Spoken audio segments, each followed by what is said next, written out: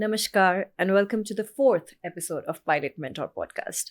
I'm your host Raunak and I'm so delighted to be here today and to listen the story of one person who comes from the scenic lands of Manipur.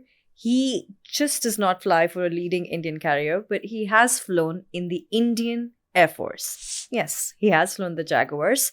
He bikes, he's an avid biker. Well, we are so very, very glad to welcome Captain HTS Meitei. Thank you so very much for joining us today. Let's please hear your story from yourself. Thank you so much, Jai Hind, Kurumzeri, and greetings to all the people watching the podcast.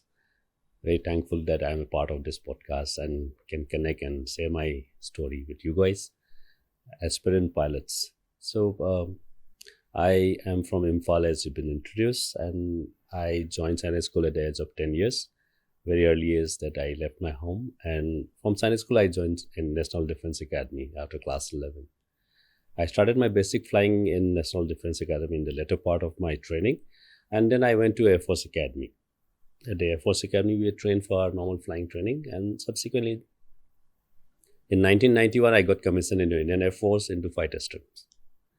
I flew the Jaguars mainly in the fighters in Indian Air Force, and during the service in the Air Force I also became a flying instructor, also been the Chief Flying Instructor in the Indian Air Force Academy at Hyderabad.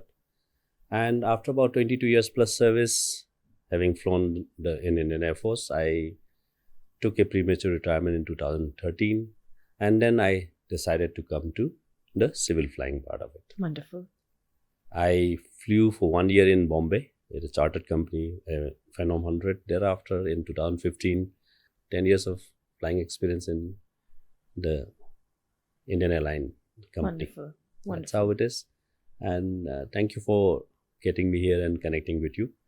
It's a very, very good opportunity to share my stories or maybe my ideas, and maybe in the process help out with your process of mentoring the pilots. Absolutely. Thank you so much for So getting thank me. you so much. We're very glad that you're here, and we're working towards the collective message of genuine mentoring the pilots, the budding pilots who are there in the industry right now.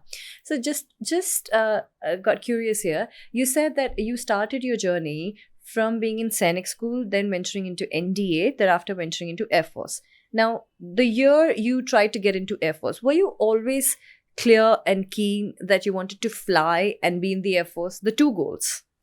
Yes. I mean, a lot of people, many of the kids at that time, they all dream of becoming a pilot. Pilot obviously has got a very different, image all the time. The aura, of course. The uniform, everything is there. So from the Sainik School, it is very natural for us that we have to appear for NDA. And the first choice that I took was the Air Force. So from once you appear for NDA, you have an option of going for Army, Navy or Air Force. So I selected the Air Force as my first option, and then luckily in the first attempt only I got through to NDA. So that's how I got into Indian Air Force training, and then the whole process just continued like that. Understood. So that is how it is. Understood. And are you encouraged in from where you come in Manipur? Are you encouraged to be in the armed forces, do something for the country, do a respectable job? Is that the atmosphere like that in terms of education? Yes, to some extent. Sainik School Imphal is also one of, at that time. Today, the number of Sainik schools have increased, but at that time in the Northeast, only very few Sainik schools were there. And in Manipur, we were lucky to have Sainik School Imphal. And once you get into Sainik School, the training is such that you are basically trained to join the armed forces. To serve the nation. To serve the nation. So, from the Sainik School, it is more or less compulsory to appear for National Defence Academy entrance exam. Wow. Not that everybody clears it, but yes, we were lucky that we had a number of people who cleared it, and then that's how the story continued. Wonderful. And from whatever little knowledge I have, number one, to get Air Force out of all the 4 Air Force, Army, number one, to get the Air Force and to land up in a flying rank in an Air Force is one of the highest criteria? Yes, because first thing, Air Force has got a very, very strict medical standards. So when you apply for the Air Force, you go through a very high standard of medicals. And also thereafter, once you clear for that, and then you get into Air Force training. And in the Air Force also, we have various branches, especially once you get in from National Defense Academy, we all generally go for flying part of it. And after we get into the flying training in the Air Force Academy, you have 3 streams. One is once you finish your flying training, then you have fighter streams, helicopter streams, and transport streams. Right. And definitely the fighters are given the first priority, or the first stream is your choice. So let's say the creme de la creme goes to... Yes, lucky to be there, but then the whole aim of coming into Indian Air Force was to fly fighters. It is different. You want to be part of that fighter stream and then fly that. The flying is different, the aim is different, the mission is different. The setup is different, the feeling is different, everything is different. So building up a little bit on that, now that you've flown the fighters, the Jaguars, you've flown a Phenom, and now you're on the 320s. So broadly speaking, could you tell us a few differences? Like you said, the mission's different, the flying's different between Air Force flying and commercial flying. Yes, you already answered in the question only. The missions are different, the purpose is different. In the fighter flying, you are trained for a particular mission. Okay. So the mission is very important. Accomplishing the mission is very important. I want to drop a bomb at this time, at this place is what I need to do. And I will do all that is possible to go and drop the bomb. Understood. In the commercial flying, it is different. You are in the commercial part of it. There's a lot of safety that is required. You have to take care of the passengers that you're carrying. The safety is there in the Air Force also. I'm not saying the safety is not there in the Air Force, but the purpose is different. Right. So at times in the commercial part of it, the safety part is very important. And beyond safety today, we also look into a little bit of comfort part of the commercial passengers. So if there is a requirement, if I have a weather and if I have to deviate because of the turbulence, I would take that option and deviate so that the aircraft is safe. One, the passengers are also comfortable. Right. So the missions are different, because of which the training is also different. Right. So our setup, mindset is different. Your approach towards flying is also different. So in the Air Force, we had a different approach. In the civil, it is a slightly different approach today. Right. I have seen both the sides. So when you, from let's say about over a decade of flying in the Air Force, when you ventured into commercial aviation, how easy was the transition for you, or how difficult was the transition for you? Okay, so I would say the transition is not very difficult, or it's not very easy, but it is not difficult at all, because flying part of it, we've been trained. Okay, the Air Force goes through a very good training pattern, and we are trained very well as far as the flying aspect is concerned. Ground studies part of it, again, we are also trained very systematically, and over a period of this thing, the knowledge level is fairly high. Now comes the transition. It's basically the way you look at things. Maybe if I may just put it, it's kind of a little change in your attitude towards the whole aspect. Right. Okay, this is a different job. Right. You need to understand that you cannot carry the baggage that you had from the Air Force and then carry it on to the civil commercial flying. Right. I don't think it will be correct. And it is better that you did your part well, you leave it there, you come here, get it adapted, have a new attitude, do it well. Wonderful. All right, Captain Meitei, a little silly question, but I really want to ask this. You think the Air Force guys, or the Air Force pilots, better put, have an edge over the ones who start and end in commercial? I take it that way. Thank you so much. But there is a purpose for all the things.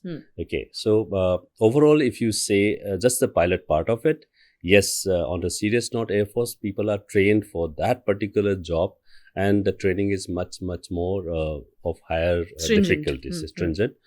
At the same time, the commercial pilots are trained for a particular job. Yeah. And the training is, I would say, good enough to do this job. So for the purpose and the job that they're given, they're good pilots. And you never know, they might also, given the same, if you put them in the fighters, they might turn out to be better pilots also. It's just that they have not got the opportunity to do it. Just that we have got a training, we got an opportunity to do it. So we have a better exposure, better experience. Yes. And yes, at times when it is really demanding, it comes back to you. It does come back. It does come back to you in situations which are demanding, and whatever training that you had in the Air Force does help in serious places. Understood. Where, I mean, when the things are not specified, when things are not really written in the books, then when it comes to that, your training, see, your experience and training cannot be taken out from you. Absolutely. Okay, it stays with you. Okay, and when there is a requirement, when the extra bit is required, it does come. So I will not say we are better pilots, right, but we are better trained, we are experienced, and that cannot be taken away from us. I totally agree. I think you have had a wider lens and a much wider playground to practice the similar experiences on. This does not goes to say that the commercial, No. pilots, not at all. Like you said, maybe if you put them in that craft, maybe they turn out to be better. But as life had it, you have had wider of life experiences as compared to the commercial ones. All right, wonderful. And another thing that comes to my mind is, often we see students today, their goal, they're very clear about their goal in the sense that they want to fly. They want to fly. But what I sense is that they don't have a clear distinction between whether they want to fly commercial or Air Force. They treat it like an option. So let's address this. So we have pilot aspirants who wants to become, there are a lot of students who wants to become pilots. Absolutely. Okay. So pilot is a very big frame. Yeah. Okay. In that, I mean, just to make it, just to subdivide, we have just kept it as Air Force flying part of it and this commercial flying part of it. The requirements are different for individuals. Okay. I mean, I would like to put it because I've also come across people asking the same question. Right. There are people in the civil commercial flying, if you want to start it, everybody knows what are the requirements. If you have to do a flying through a private flying club, it requires money. Yes. Okay. There's an amount of money which is X amount, which we are all familiar with. Okay, which is not small. It's a very large amount. For a different class of people who wants to have the same dream of flying, but who may not be able to afford this. Right. There, I advise them the better option is to come via the Air Force. Okay. In the Air Force, you do not spend money. Okay. Absolutely. You work hard. You qualify for NDA, you qualify for the Indian Air Force Academy. Yes, the good option today is the Air Force also has got short service commission. Okay. So you fly for 14 years and let's say you join Air Force at the age of 21 or 22, let's say, whatever the figures that I was an Air Force officer at the age of 21. So I'm just keeping that. So if you join the Air Force at the age of 22 and if you serve for 14 years, you're just about 36. Right. With the experience that you gain in the Air Force, flying that you have done, it is a good option for the people who cannot afford to pay the money for training to come through this. Absolutely. Two advantages. You led an Air Force life, you're ex-Air Force, discipline, you served the country for 14 years, you qualify yourself for all the flying requirements for the commercial pilot, and you join this. You come out better trained. Your training is taken care of. You come out with... So for the people who cannot afford and who are looking to become a pilot, Air Force gives you a good opportunity. That is what I would like to put it. And for the people who can afford, then your options are many actually. Yes. I mean, it's as good as you can fly in India, you can fly in US, you can fly in, Australia, anywhere you want. Yeah, and now you just meet the requirement that is specified by the DGC. By the DGC, right? Wonderful, wonderful, sir. And so again, summarizing it, it's very, if you are slightly low on the financial part of it, or you don't foresee yourself managing it, Air Force is the way to go, because it's like the country, you serve the nation, and then it's a sponsored training, you build hours, you gain experience. Like, you cannot do that anywhere else. So there is another category, who just wants to become a pilot and fly in the Air Force. Yeah. And I was one of that. Okay. I was a very hardcore fighter pilot. Okay. And nothing, man. I had opportunities to appear for the ATPL exams and all when I was doing the flying training, Uh-huh. flying instructor's course, and after that, and I said no, I will remain a fighter pilot. But yes, as you keep growing in service, and if you start looking at opportunities, the way that society is changing, then you have to change your decisions, you have to change your options. So I was a guy who said I will be a fighter pilot and Forever. forever. Yeah. I was. You'll start here, you'll end there. That's so. There is a lot of people like that who are motivated like that. But in my case, you have to weigh options at a particular stage in life. And the good thing is the flying career in the Air Force. After some time, it is. I mean, you fly only up to a particular age or particular seniority. Right. Thereafter, you get into other jobs. Right. Okay. So, because you in the fighter flying, you have to maintain some kind of the young people needs to fly. Yeah. You can't be flying at the age of 50, 55. Right, and all right, that. So, right. although you're clear to fly, but it is the active flying stops at a particular age. Right. Transition to the civil flying allows you to fly for a longer and period. stay in the cockpit for a longer time. Yeah. And plus the salary is a top. Of course. That's, I mean, you can't deny that. So you've come from the armed forces. You're flying the commercial jets now. You're so easy to talk to. There's one question in my mind. Have you ever had a conflict with a pilot mid-air, and how did you handle it? So, thank you. I think that's such a compliment. It is. And yes, the conflict, if you're looking at that, you are from the Air Force and you have any issues with the CRM and all, I think the training part of it has taken care of that very well. The other part of the answer is that it's a little bit of a personality base. Not Right. everybody is the same. Okay? Right. And if I'm approachable, I take it as a compliment. But at the same time, we also should know when to put things in place. Right. Okay. Thankfully, I have not had any issues with any of my co-pilots or anything in the air. But if it does, or if they cross the line, then I think we should know how to put them in place. Wonderful. And that's. But as far as the CRM part of it is concerned, then it's been addressed adequately in the modern training with the CRM in the airlines. So it's the balance. It's a very balanced. Today, this is. It's a very healthy balance. It's not an issue. And you strive to maintain it. Yeah. Yeah, wonderful. And on top of that, so I'd give it to you that you are a very easy to speak to, approachable person. And I think I personally think that's a very beautiful personality trait to have.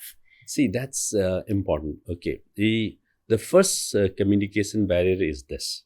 If I'm sitting in the cockpit or anywhere in life, okay, if I am interested in imparting certain things to somebody else, right, you have to cross this barrier. And if you don't drop the barrier, then the guy is not going to get benefited. Yeah. Today, if I'm sitting in the cockpit and the first officer is there, and if I am keen on teaching him something, or if I'm keen on making him learn something, I have to be approachable. Right. Okay. He should, if he has got a question, he should be able to ask. If I am stiff and if I maintain that, he might not be comfortable asking questions. Wonderful. And that's not the situation that I would like to place myself in. Absolutely. I would like to have a cordial situation where, I'm approachable, people can ask questions. And why only in the cockpit? Everywhere, this is a part of life, anywhere. Absolutely. If there's an option of maintaining a cordial relation with everyone, I think that sorts out a lot of issues in life as such. Wonderful. Well, thank you so much for that, sir. That reminds me that Captain Meitei here has very kindly and graciously given us an option of putting his email down below in the description box. He will be glad to answer queries from young aspiring aviators regarding Air Force, regarding commercial flying, and as he is a mentor at heart, he will lovingly and dedicatedly try to do whatever best he can do for the community. So, another thing being, what are, apart from flying, knowledge, and a great attitude, a very balanced attitude, what, according to you, are a few of the soft skills that are required to be good at what you do right now, today? So, in a profession of flying, first thing is knowledge is required. Okay, why knowledge is required? as pilots, you have to make decisions, and decisions are to be made at, short notices, or you have to make very critical decisions, and this process is continuous. A good decision can only be made if you have good knowledge. Yeah. If you do not have good knowledge, a good decision will not come. Yeah. So for any pilot, other than the flying proficiencies and all, it is good to know. It's good to keep reading, be improving on your knowledge on the professional part of it. So this is the core. Second thing, for anybody who is to be successful and who is to be good, I think second thing is you have to be disciplined. Right. Okay. Discipline will take you any profession. I not put it as pilot or anything. Any profession you're there, or as a human being, if you're disciplined, I think you will go far. Go far. Top it up with hard work. Nothing can stop like you. Nothing can stop you. Yeah, unstoppable. I Wonderful. think so. Discipline and hard work is very, very important. Yes, that is the primary thing for any profession. Pilot, yes, definitely. Point taken. Apart from that, sir, there was so you have seen two aspects of work-life balancing here in terms of when you were in armed forces flying for them, and now that you're with a commercial carrier. What is the difference you sense in the work-life balance over there and over here? So in the armed forces, the one thing that is there is, yes, there is a lot of support from your colleagues, and the fraternity, the bonding is very strong. Okay. That is one thing that you cannot find anywhere else. And in the civil, there is more stability in terms of, in the armed forces, you had postings every 2 years, 3 years. The family has to be moving. The children have to do their schooling at different places. They find giving up their friends, making new friends. It is a difficult thing at times. Yes. We do get, we are in the same environment. I move from one place to another. I work in the same place. I do the similar job. So I get adapted faster. But for the families, especially the children, they grow up in a different environment. Schooling becomes different. At a particular time, it becomes very difficult for them to make friends in the teenagers and all this. So they do go through this kind of stability part of it. Yes, in the civil, yes, you are in one place. Other than the working that you have, you are more stable in the civil life. I think that's a good thing that we have. Wonderful. Another thing being, sir, when you're not working, I know you're biking and I know you're doing a lot of other things, but how is that you make your mind? What's your mindset about relaxing, rejuvenating, and going back to work? What is that helps you about relaxing when you go back to work? And how important do you think it is to have a hobby or something to look forward to? So today, all of us have seen the way the Indian aviation has changed. It is very demanding today. Extremely. Extremely demanding. So your working flying hours, duty hours have increased, and you have to ensure that you take care of your health, you take care of your mental wellness, which is very important. Yes. So you need to give yourself a break from the schedules that you continuously follow. Let's say you have a break in 1 week, you have 1 day break or 2 days break, whatever break you have. You have to go out and do something other than flying or just thinking about flying. And that's why you need to keep a good hobby or any hobbies that you so that the monotonous part of life is broken. And when you come back after 1 day or 2 days, then you think, okay, now I'm starting another. Otherwise, if you don't do that, you land up after 5 days, finish your flying, take 1 day off, recover. Next day you land up, you feel, I was here yesterday. It looks like it's continuing, and it tends to add up to your fatigue. Right. So you have to have a hobby. That's why initially I picked up cycling, then I picked up biking. It breaks you from this monotonous lifestyle. Wonderful. So a conscious, proper break is needed. You should take it. Wonderful. To avoid the burnout. Maybe meet up friends. Okay. Step out. Go out. And at certain seniority, you might not have so many friends also. That is also there. So you have to make friends. Friends outside of aviation. Yes. Another. Stay outside of the cockpit or the aviation. Wonderful. Do something different so that when you come back, you think it's starting again. Wonderful. Otherwise, it looks like it's continuing from the previous patterns that you've been doing. Wonderful. So that's very important for all the pilots to pick up a hobby or to do something other than flying in that break. Wonderful. And so when you are out and biking, when you're riding the bike, What is that that makes you feel good about it? What is that you think about, and how does that refresh you? So biking, I don't know. There's so many quotes and writings on like two-wheelers moves the soul, four-wheelers move the body, Yeah. and a lot of it. Yeah. But honestly, I would say when you are on the bike, a lot of people ask me this key, why are you just, its temperature is almost 40 degrees, you are with your gear and you're just riding out and going nowhere. I can't fathom that, yeah. Going out nowhere and just going to 50 kilometers, 100 kilometers, having a cup of tea and coming back. Yeah. What have you gained out of that? Yeah, for the likes of me, it's very surprising. So please tell me what makes sense. I know. So that's what you have to find time for yourself. And I would relate this to some extent. I won't say it's a meditation part of it, but it's a kind of a meditation. You have, when you're biking, you are yourself. Okay, there is no distraction because there are no phones, there's nothing. You are on the bike, you are riding, you have everything to yourself. You talk to yourself, you sing to yourself. It's a kind of finding your own self. Wonderful. Little bit of meditations. So it's a very, very relaxing thing and it's a very good thing. I would suggest you buy a bike for your husband. He requires one. Far away from it, so far away, but point well taken. It could be the journey, could be the destination. Yes, could be... the thing is, the only advice that I want to give today is the biking culture is picked up in India and there are a lot of people biking, and in that we have a lot of bikers who are not respecting and doing it correctly. Right. When I bike, I understand the risk.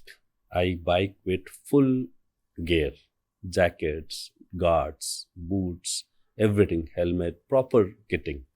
And I go out, I maintain all disciplines, I follow all rules, and there are bikers who are not following this and it is not good for anybody. I don't think they understand what the biking is really all about. And the Indian roads, have they been good to you as far as biking goes? Recently, or in the last few years, the roads have become very nice. I've been biking to the hills. Unfortunately, I have not been able to bike for very long days because of the breaks that I don't have. So I have 1 or 2 days break. So I go to hills, go to Rajasthan, where I can cover about 300, 400 kilometers. But yes, if I get holidays for about 10 days, which they don't give me, then I will think of biking far. But yes, the purpose of biking is very different for me. I'm not here to blog, or I'm not here to do proper biking for 10 days and all. I am a pilot. I bike because it's a hobby and I need to use this biking to recover from my schedules that I've been having. Wonderful. To have a break. Oh, so I'm using this biking as a part of my hobby to fit into my lifestyle. Wonderful. I am not a primary biker and doing a flying. I'm a flyer, a pilot who also bikes. Wonderful. I think that's supposed to be understood that way. So one last question. But a crucial one, but a solid one, I'd say. I know, we all know what a pilot's schedule is like. How precious are these 2 or a day of rest you get. Yet I see you here dressed to the T's early in the morning, ready to speak your heart out and, put a message across. Please tell me, what is your why here? What is your motivation here? So, I came to know about your podcast, and I also saw that you're doing something with the pilot mentoring part of it. I want to be connected and be a part of the process that you guys are doing. In my own ways, in my little ways, I've been thinking about it and I've been doing it for some time now. Okay. So we have a Facebook page and other Insta page which is called MCPA, which is Manipur Commercial Pilots Association. We've been part of it, and through that we've been trying to help out the people from Manipur who have got queries, who have got any questions about this. So we fortunately been having our share of commercial pilots from Manipur. Oh yeah. The first commercial pilot license holder is CPL number 262, which is way back in 1960s.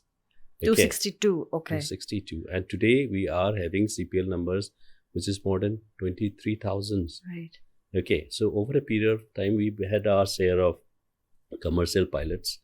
But in spite of all that, there are people who have got questions. They have questions. Absolutely. They have, at places they want guidance. to be very putting it very straightforward, they want basic mentoring, and that's where this topic comes in of pilot mentoring. And I've been interested in doing it, and I've been doing it for some time now, in my own ways. So I get queries from people from different. So what you need to understand is today the world is different.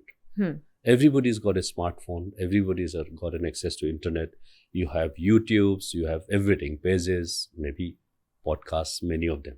Okay, so there is a lot of information that is available to anybody who is there.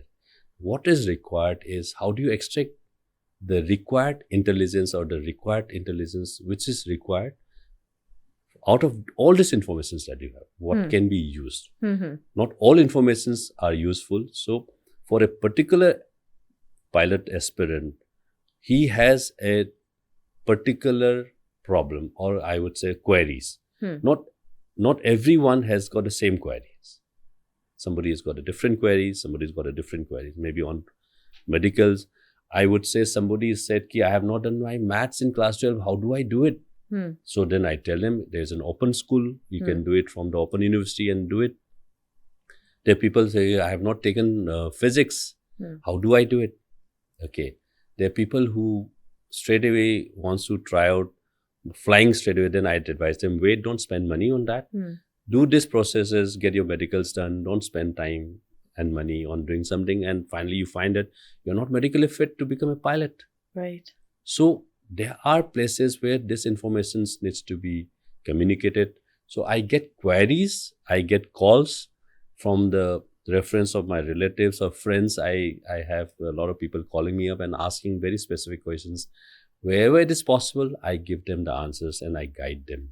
There are many of them. I mean, stories are there. Wonderful. But I'll leave it at that. But I am ready to do this because it is my willingness. It is your willingness. It's who you I are. want the to be core. a process. You've given me a platform to do this.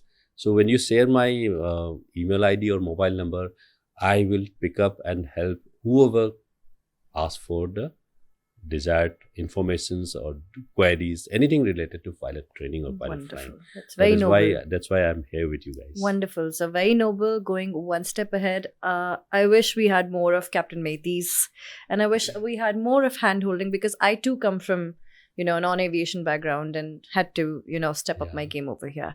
Totally wonderful, very noble. One last thing we do here, sir, is a little special thing. What we call is a rapid fire round. I'm ready for that. Wonderful. All right, Captain Meitei, favorite aircraft? Jaguars, obviously. What's your favorite aviation movie? Top Gun, that came when we were just about getting into Air Force. Oh, wow. And you'll not believe, every time, I must have seen that at least 40, 50 times. Wow. Some timing. Yeah. I mean, not in the theater, but we used to have the VCRs that time. I used to rewind it. Wow. Favorite holiday destination? All holiday destinations are good. I don't have anything in specific. No, okay.